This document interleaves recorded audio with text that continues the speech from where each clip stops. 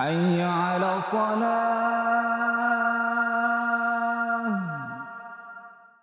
حي على الصلاة.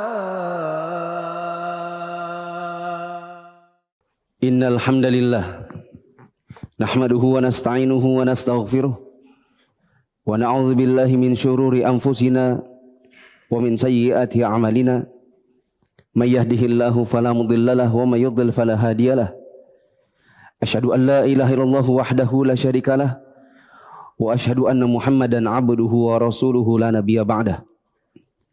قال الله تعالى في القرآن العظيم يا أيها الذين آمنوا اتقوا الله حق تقاته ولا تموتن إلا وأنتم مسلمون. أما بعد فإن أصدق الحديث كتاب الله وخير الهدى هدى محمد صلى الله عليه وسلم وشر الأمور محدثاتها فإن كل محدثة بدعة وكل بدعة ضلالة وكل ضلالة في النار. Hadirin jamaah salat Jumat yang Allah muliakan, kami awali khutbah pada hari ini dengan menyampaikan nasihat ketakwaan bagi diri kami pribadi dan bagi jamaah sekalian. Marilah kita meningkatkan ketakwaan kita kepada Allah Ta'ala dengan berusaha untuk mengerjakan apa-apa yang Allah perintahkan dan berusaha untuk menjauhi apa-apa yang Allah larang, supaya di dunia dan di akhirat hidup kita mendapatkan kebahagiaan. Hadirin jamaah yang dirahmati Allah, pada kesempatan khutbah hari ini saya ingin membicarakan satu topik yang tidak lekang sepanjang zaman dari masalah yang akan saya bicarakan ini. Kadang-kadang teman jadi musuh gara-gara masalah ini. Keluarga bisa buyar juga masalah ini. Suami istri tak jarang ada yang bubar pernikahan mereka juga karena masalah ini. Yaitu masalah akad utang piutang. Di zaman sekarang utang piutang ini dikembangkan dalam sebuah bisnis, menjadi akad yang sifatnya komersil, padahal di dalam Islam akad utang piutang itu aslinya adalah ta'awuni, saling tolong menolong. Dan para ulama kita menegaskan bahwa akad utang piutang yang seharusnya ta'awuni, tolong menolong, cari pahala, ketika diubah menjadi akad komersil, maka tidak akan lepas dari yang namanya riba. Maka terjadilah ada KPR, leasing. Di zaman sekarang dibuat aplikasi bisa pinjam secara online, dan sebagaimana yang sering kita dengar di berita-berita, kasusnya begini, begitu, dan intinya adalah menambah masalah di dalam kehidupan masyarakat kita. Jamaah yang dirahmati Allah, hutang piutang itu memiliki adab-adab di dalam Islam. Manakala seseorang berhutang dan tidak mematuhi adabnya, maka tidak akan jauh dari dosa makan harta orang dengan cara batil. Sedangkan orang yang menghutangkan manakala tidak mematuhi adab-adabnya, maka tidak akan jauh dari dosa riba. Pada khutbah yang pertama saya akan menyampaikan adab bagi orang yang berhutang. Orang yang berhutang tidak boleh melakukan hutang kecuali bila sangat terpaksa. Di dalam Islam, sebagian orang mengira hukum asalnya utang itu mubah, boleh. Padahal yang benar hukum asal utang itu makruh, dibenci. Dan kaidah fikihnya mengatakan hal-hal yang dimakruhkan atau dibenci berubah jadi mubah kalau ada hajat. Tidak boleh hukum asalnya dibenci untuk berhutang kecuali karena hajat. Maka adab yang pertama adalah hanya boleh berhutang kalau ada hajat. Sebagian orang di zaman sekarang tidak ada hajat, ngutang. Malah ditawarkan masuk di SMS. Kalau ada dari jamaah di sini yang suka SMS kirim-kirim pesan mau hutang, butuh uang, maka saya katakan usaha Anda enggak akan jauh dari riba. Bahkan sering saya balas, riba haram ya akhi. Zaman yang dirahmati Allah, orang zaman sekarang lihat temannya punya handphone yang lebih bagus, mau ngutang juga supaya dapat handphone yang seperti itu. Kebutuhannya hanya berdua sama istrinya naik motor, lihat temannya naik mobil, mau juga ngutang di leasing. Lihat temannya punya rumah, mau juga KPR. Padahal sesuatu yang sifatnya bisa jadi justru tidak mampu dia bayar, di luar dari kemampuannya untuk mencicil, dan sebenarnya bukan hajat syar'inya. Adab yang kedua, tidak boleh berhutang kecuali sebatas yang memang dibutuhkan. Contoh, ada orang mau berhutang karena mau operasi sesar. Kebutuhannya misalnya 15 juta. Maka hanya boleh ngutang 15 juta. Sebagian orang di zaman sekarang ngitung-ngitung yang lain. Mumpung ada yang mau minjemkan, 15 juta. Tambah kalau mau beli ini 10 juta. Tambah yang ini, tambah ini. Sekalian aja. Akhirnya berhutang di luar dari nominal kebutuhannya. Adab yang ketiga, tidak boleh berhutang kecuali kepada orang yang saleh dan mengerti hukum. Kalau kita berhutang kepada orang yang tidak mengerti hukum, maka insya Allah kita nggak akan jauh dari ujung-ujungnya nanti perkelahian. Kita ngutang sama yang ngerti hukum saja tidak jarang jadi berkelahi, apalagi yang tidak tahu hukum. Dan tidak jarang jatuh ke dalam akad riba. Contoh, di zaman sekarang ada kalimat yang orang sering bicara, tapi mereka nggak tahu kalau itu adalah pencampuran akad. Mereka berkata, pinjamkan aku uang sekian buat modal usaha. Nanti kalau ada hasilnya kita bagi hasil. Ini nyampurkan dua akad. Kata-kata pinjamkan aku modal itu artinya ngutang.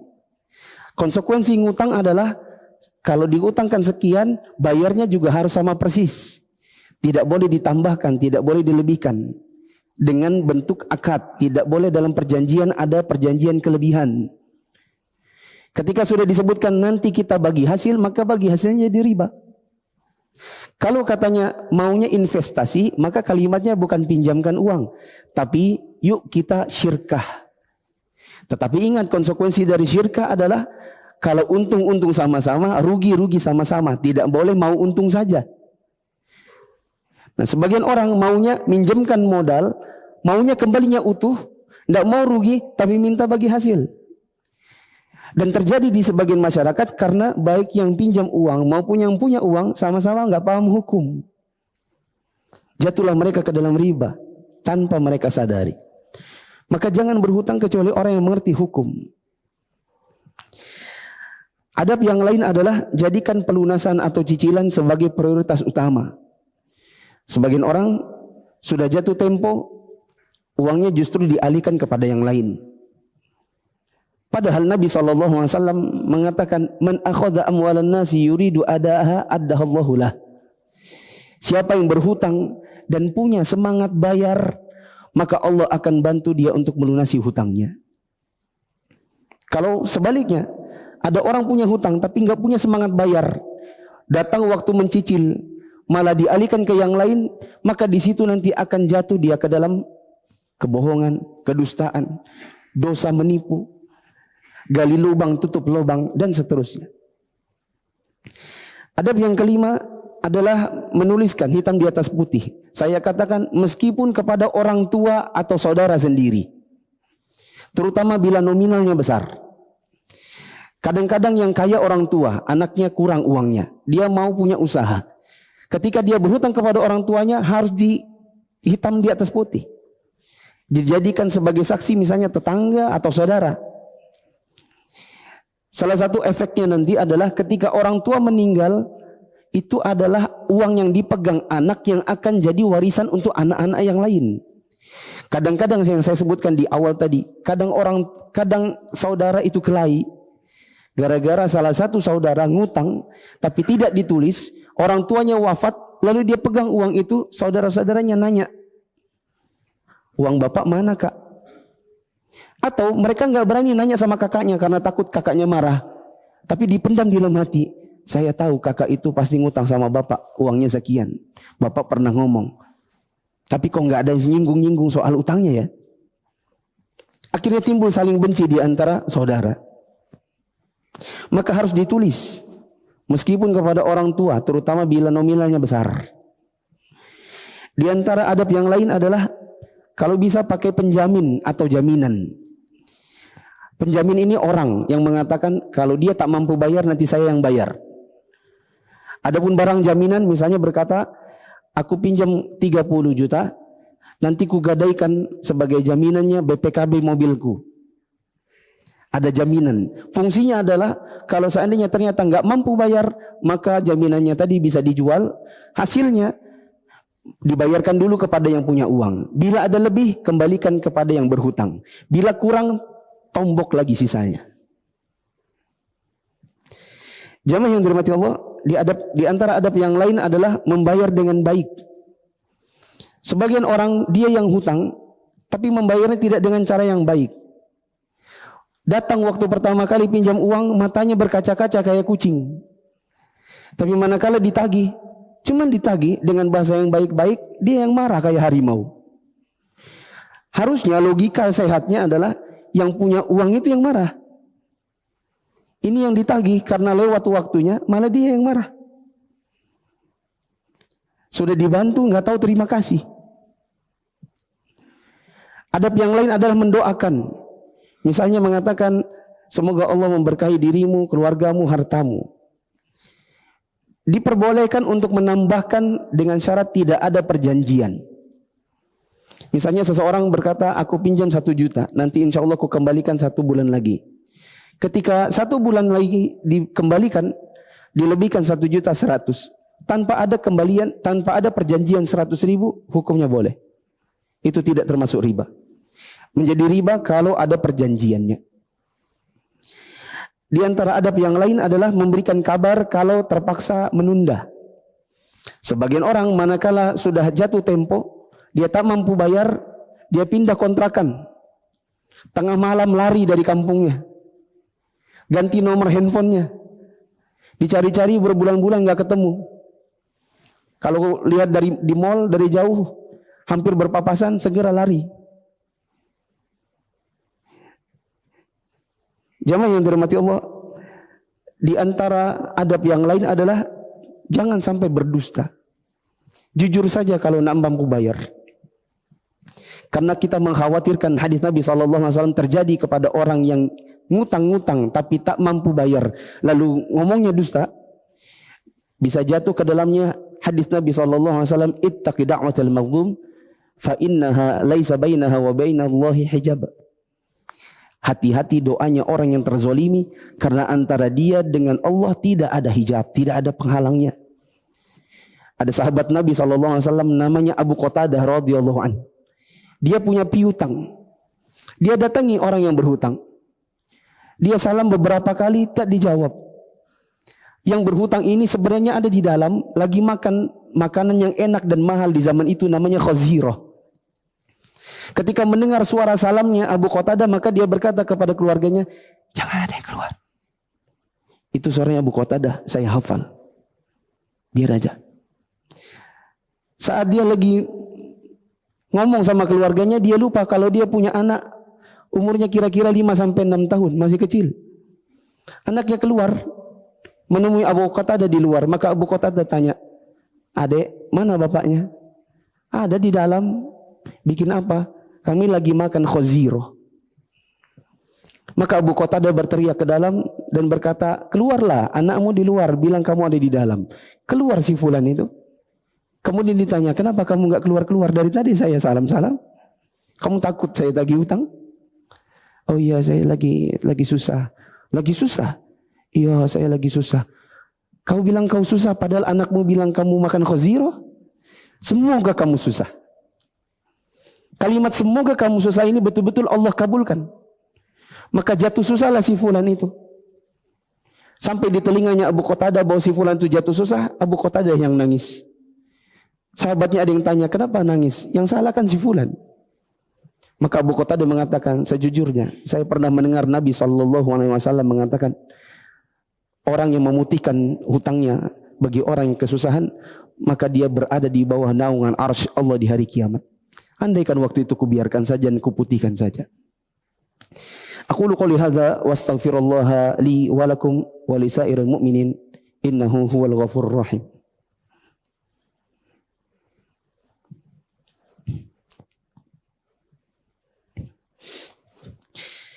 Alhamdulillahi wa kafa wa salatu wa salamu ala rasulillahi mustafa wa ala alihi wa ashabihi wa man iktafa. Adab untuk orang yang punya piutang. Pertama, berharap pahala. Orang yang punya piutang, yang telah menolong orang lain dengan cara memberikan pinjaman uang, dia dapat pahala. Kalau sudah dapat pahala, lalu minta kepada yang ditolong, itu namanya berkhianat sama yang beri pahala. Coba kalau Anda kerja, misalnya di bandara ini jadi bagian procurement, pengadaan barang. Sudah digaji bulanan untuk melakukan pengadaan barang. Ada vendor, malah diminta-mintain uang. Kalau ketahuan kira-kira dimarahin, dipecat atau dibiarin. Atau malah dikatakan, oh bagus. Pasti dimarahi, kalau perlu dipecat sekalian. Karena itu namanya berkhianat. Sudah dikasih uang, malah minta-minta sama vendornya. Maka jamaah yang dirahmati Allah, kalau kita sudah ngutangin orang dikasih pahala, lalu minta-minta persyaratan kelebihan, maka ini namanya berkhianat kepada Allah, dan ini yang disebut dengan riba. Jamaah yang dirahmati Allah, adab yang lain adalah tidak boleh mempersyaratkan tambahan atau manfaat apapun. Sebagai konsekuensi dari adab yang pertama. Tidak boleh mempersyaratkan, oke, boleh kupinjamkan tapi tambahkan sekian. Oke, tapi nanti kalau ada hasilnya aku minta sekian. Prosentasenya sekian. Maka itu hukumnya haram. Kecuali kalau Anda jadikan syirkah. Dan sekali lagi yang namanya syirkah, untung-untung sama-sama, rugi-rugi sama-sama. Tidak boleh Anda maunya syirkah, untung doang. Adab yang ketiga adalah tidak boleh mendenda keterlambatan. Kalau terlambat, maka tidak boleh didenda. Denda dari keterlambatan hukumnya sama, riba. Nabi SAW mengatakan, kullu qardin jarra naf'an fahuwa riba. Setiap utang piutang yang mengambil manfaat, maka dia riba. Hadis ini dhaif, tetapi para ulama sepakat dengan maknanya. Di antara adab yang lain adalah, kalau ada barang jaminan, tidak boleh dipakai gratis. Kalau dipakai gratis, maka jatuhnya riba. Itu masuk dalam manfaat yang diambil dari hutang piutang. Kalau tidak mau riba, maka harus disewa. Contoh, saya berhutang padamu 30 juta. Aku jadikan jaminan mobilku. Ini taruh aja di parkiranmu.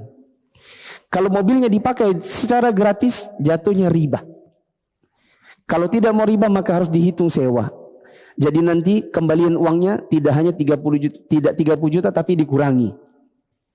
Contoh, kalau satu hari disewa 300.000, maka kalau 2 kali dipakai harusnya dibayar 29.600.000 saja nantinya. 29.400.000 saja. Kalau satu hari 350.000 satu kali sewanya, maka nanti supaya tidak riba dikembalikannya hanya 29.650.000. Kalau utuh 30 juta jatuhnya riba. Mau tahu dosanya? Nabi SAW mengatakan, dirhamu riba yakul rajul wa huwa ya'lam asyaddu min sittatin wa thalathina zaniyatan. 1 dirham riba, kalau dirupiahkan kira-kira 70.000 rupiah. 1 dirham dimakan dari jalan riba, itu lebih berat dosanya daripada 36 kali berzina. Nah sekarang, kalau dipakai 2 hari gratis, berartinya 700.000.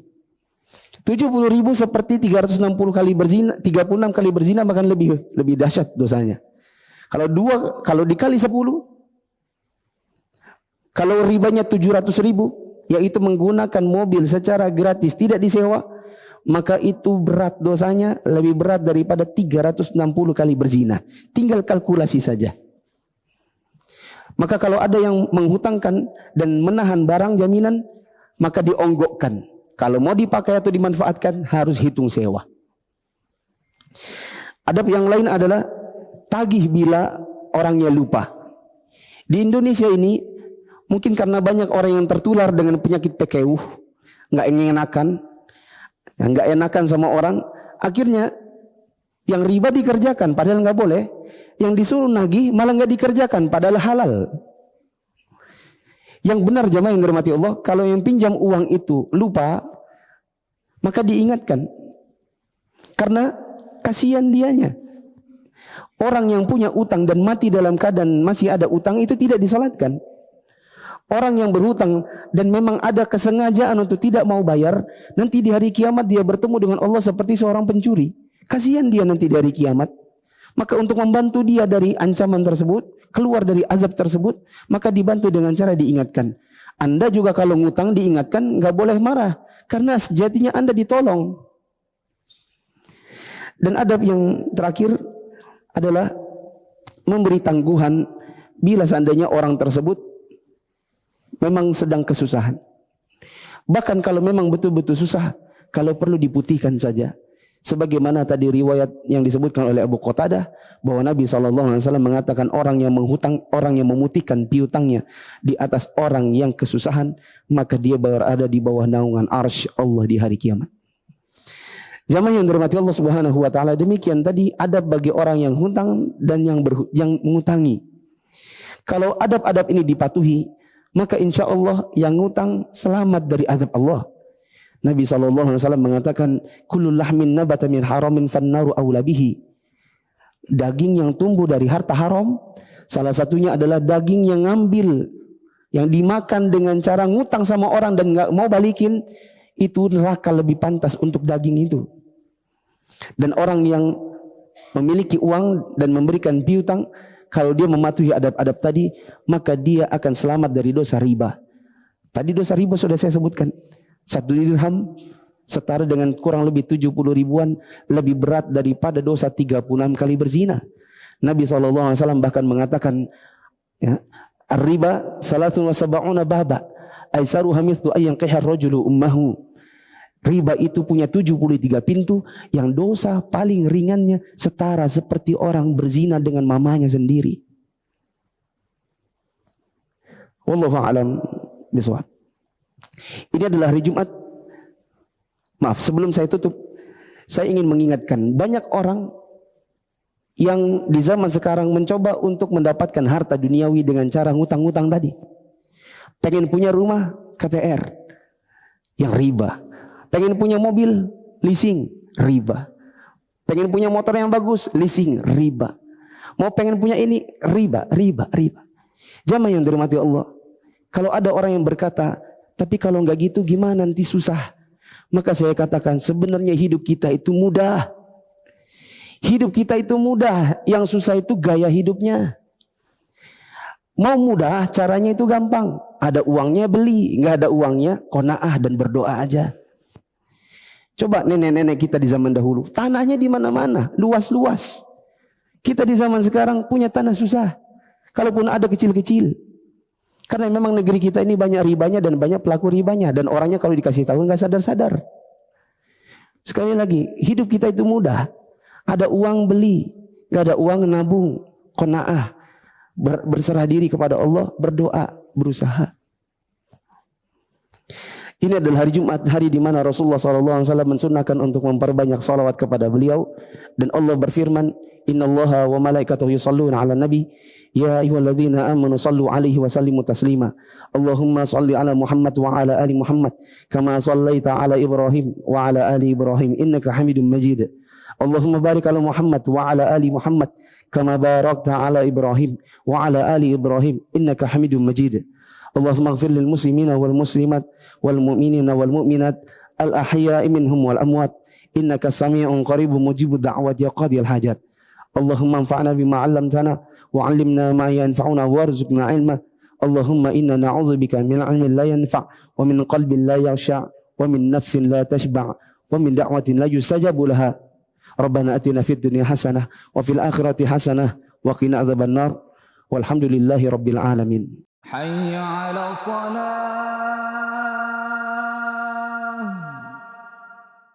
حي على الصلاة